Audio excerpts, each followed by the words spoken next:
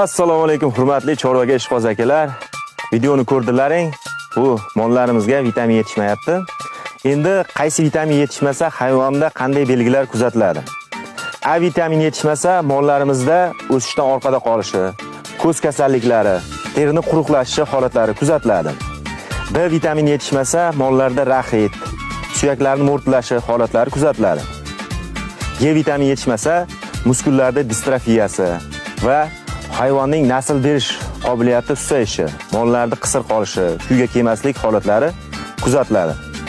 Endi B guruh vitamini yetishmasa mollarda ishtahasizlik, turli xil nerv kasalliklari kuzatiladi.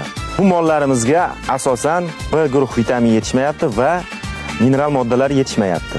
Qishloq xo'jaligida A vitaminoz kamroq uchraydi, hipovitaminoz ko'p hollarda uchraydi. Hozir bu g'unajillarimiz 8 oylik bo'g'oz. Hozir vitamina terapiya qilamiz. Tuqqandan keyin bu belgilar kuchayadi. Oldini olib vitamin terapiyani boshlaymiz.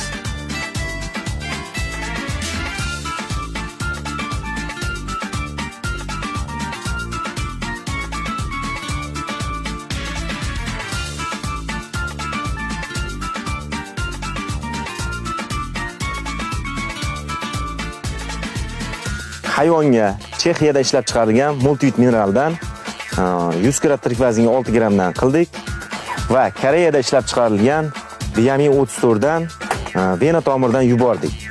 Bundan tashqari uy sharoitida ozuqaviy qo'shimchalar ham mavjud.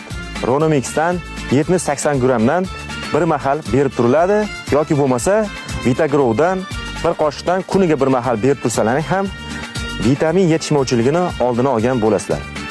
Videoga like bosing, obuna bo'lishni unutmang. Bu videoni mana shunday chorvaga qiziqadigan akalarga yuborib qo'yishni unutmang.